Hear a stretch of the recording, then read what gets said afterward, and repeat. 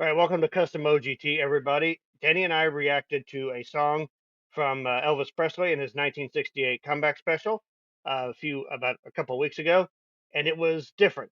It was more like a jam session. It was something completely unique to what we've seen from Elvis before in the channel. So it kind of confused us a little bit. So channel members Gary Goodman and Carolyn loves Elvis forever. We love you guys forever as well. You guys are awesome. But they suggested the song "If I Can Dream." Apparently, this was the high point of the show for a lot of people. So yeah, first of all, anytime Gary or Carolyn give us a suggestion, it's always awesome. So we can't wait to do that. We can't wait to dive back into Elvis, and we really can't wait to see another part of this very iconic show that happened during a very interesting time in Elvis's career. Um, Apparently, this was supposed to be a Christmas show. Elvis wasn't down with that. He didn't want to sing Christmas carols or anything like that. But the producer of the show had a different vision than the manager, and Elvis liked the producer's idea more about an intimate setting and Elvis interacting with the band and doing a combination of older songs and stuff he'd never done before. So yeah, this is going to be really interesting, and it's great to bring the King back to Custom OGT. So Danny will be joining me here shortly, and we are going to be diving into this. Let's do it. All right. Sorry I wasn't there for the intro. I was sending Miss Carolyn a message. Thank you, Gary Goodman. Thank you, Carolyn. Like OGL said, let's redeem Danny from the last reaction. And yeah, I ain't got no more to say about that. It's different. He's just white now. He was black. No difference I see. All right, much love. Let's do it. Elvis, tell me about it.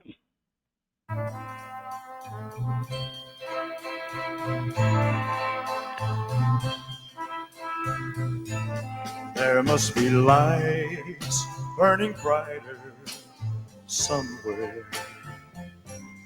Got to be birds flying higher in a sky more blue. If I can dream of a better land where all my brothers walk hand in hand, tell me why, oh why can't my dream come true? Oh why? There must be peace and understanding sometime. Strong winds of promise that will blow away all the doubt and fear. If I can dream of a warmer sun where hope keeps shining, oh heaven be one, tell me why, oh why won't that sun appear?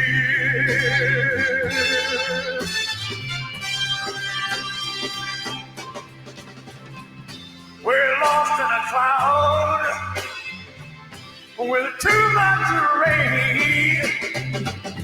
We're trapped in a world that's troubled with pain.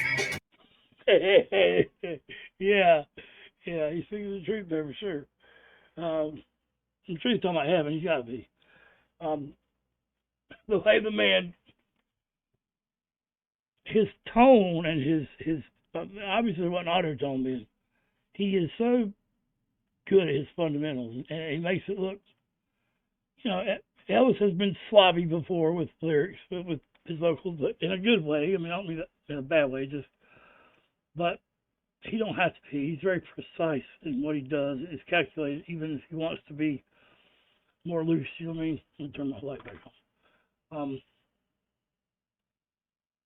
Like those runs were just perfect tone all the way through, and then he would jump up and like use breath to not go into I don't even know if he went higher. It just sounded higher, like more of a head voice, and that low baritone. He's just really good, really freaking good. Yeah, I think sometimes when he's sloppy, he's just sort of being more casual, I guess, more conversational with his singing. And he's like sometimes he thinks getting the message across is more important than nailing every pitch just exactly. Here he is. But as you said, when he wants to be, he's a surgeon with his voice. Just his fundamental sound is always it's distinct. You can pick it out from anywhere, and it's got a lot of power to it. He does like to hang out in that lower register, but he can take that pretty much as high as he wants. Um, and I think you said what it sounds like he's going higher, but may or may not be. I think he's just sort of adjusting the placement of his voice, sort of bringing a different sound. And you can tell he is invested in this song and its message and its lyrics. Which I mean, so far, like it sounds like he's talking about unity. I guess that's. I mean, heaven is also a good one, but I think that would be sort of what some people see as a heaven, where everyone's going to join hands, the light shines on everybody, and I guess it's our job to sort of try to make that as close as that possible here on Earth. I had a great description of heaven one time. I forgot the guy I put it, but it was. I don't speak. I can't remember. I don't remember how I said it. So Gary Goodman told me that Elvis. And Gary Goodman, I'm quoting you because I got paid for you. I just got in trouble for having paid for somebody. But not God. Okay, the live stream went wrong yesterday. I didn't want to misconstrue that or whatever. I don't have to have faith. I know there's a God. So, that sounded bad, but I didn't mean it to be. So Gary Goodman told me that Elvis never wanted to be called the king because there was only one king, which was God. So I thought that was really cool. So apparently, I don't know if it bothered him that people called him the king, but if he didn't want to be called the king, it must have. So but I don't think the fans are being disrespectful. Obviously not. So yeah. Also, I like the visuals of the setup, the black background, the red lights, and then Elvis there Yeah, with like his black heaven and hair and hell, his or white good and suit. bad, black and white, Yeah. yin and yang. Hmm. It's a beautiful thing. I seen that too. It was cool. Remember, you got to pause and then I pause. Gotcha. So that's always about pretty quick. We'll go back it up though. So I was just thinking about how good he is with mic control, because a lot of times that's so very important when you're live, is mic control. And that's what I was going to point out. There's one point where his breath hits the microphone. He got a little too close. That proves there was no auto-tone then, because auto-tone would have took that out. So this is 100% live. His voice really sounded that damn good. And so that's not a knock on him. I'm just saying at one point you can hear pop when the breath hits the mic, and that auto-tune will take that out. So I think that's beautiful.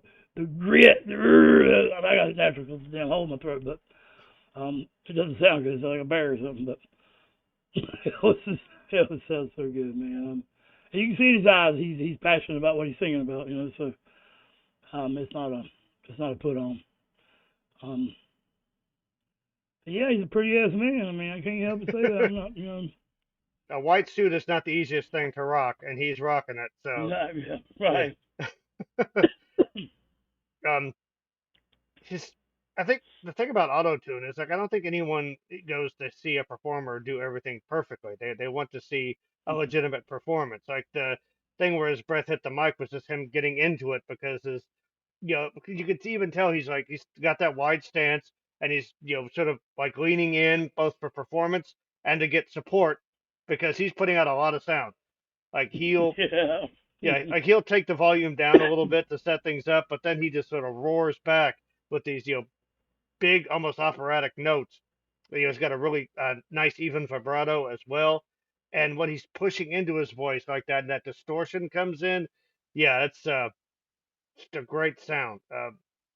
They He may not have liked being called the king, but I understand why they called him that, because that's an amazing voice that he's got, and a great stage presence. And yeah, you could definitely tell like this. I could see how people consider this the high point of this concert, the '68 comeback special, because yeah, his performance here is so good, and he is just so dialed into this song. This commitment is super impressive. And it's like, I'm sorry. No. I was just gonna say, you ask people, okay, what makes Elvis so great? They play this, and I don't think a whole lot of people will dispute it. So there's a big crowd in front of him right here, right? I mean, can't really tell. I believe so. Yeah. Yeah. So I was gonna say, if this is his comeback, and he was a little bit nervous playing that guitar, how the hell nervous would he be here? So he's doing a great job, obviously. Yeah. That makes you question why would he have been nervous playing that guitar. Maybe it was because he never thought his guitar skills were that great. But I didn't see nothing wrong with it. I mean, I didn't mean nothing bad about it. He's playing the same note over and over, a couple notes. I mean, some of the greatest songs in the world are 3 notes. So not knocking on heaven's door.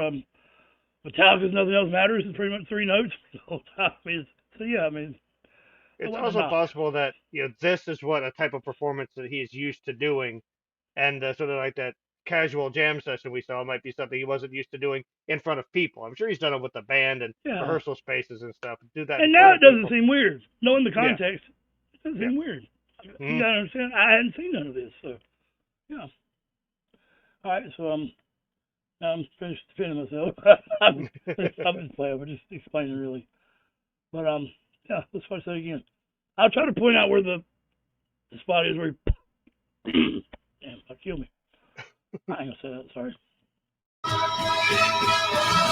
Deep in my heart, there's a trembling question.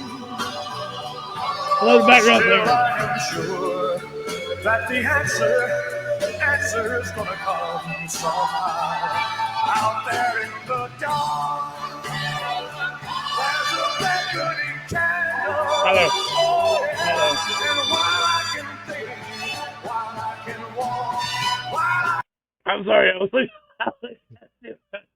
candle, on candles where he says it, guys. I think a C is called a plosive, where you're like putting a lot of like a P or a C. Yeah, it's so just consonants. Yeah. The mic caught it. So that's why they have like some of the mics that have the big. Sorry, Greg. No, the mics that have sort of like the big thing around them. That's to sort of like catch those so they don't make that big sound. This mic has this thing around it, but it's a little bit wrong. But that just goes to show you, like back then, there was none of that. There's no auto tune. This is just a man's voice and his talent. Greatness. the answer is gonna come somehow. Out there in the dark, there's a beckoning candle. Oh yeah, and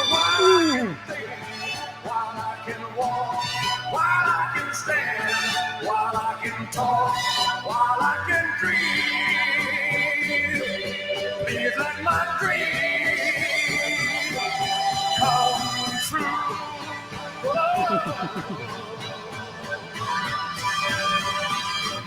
Right now, oh, let it come true right now. Now, Art.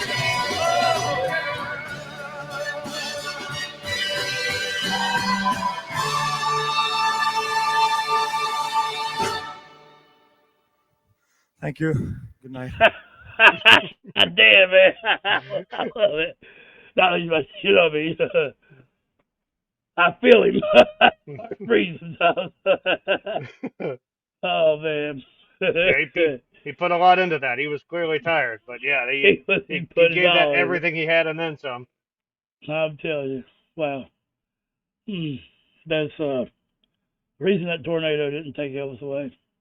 In Tupelo, when he was still a baby. Terrible, terrible storm.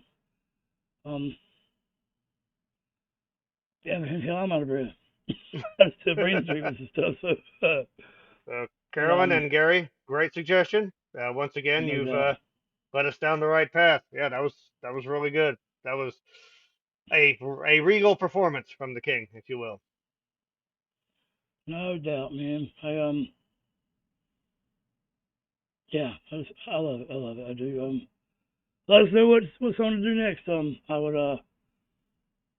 I think we went the official Elvis this time, so I mean, it's blocked a little bit. We'll have to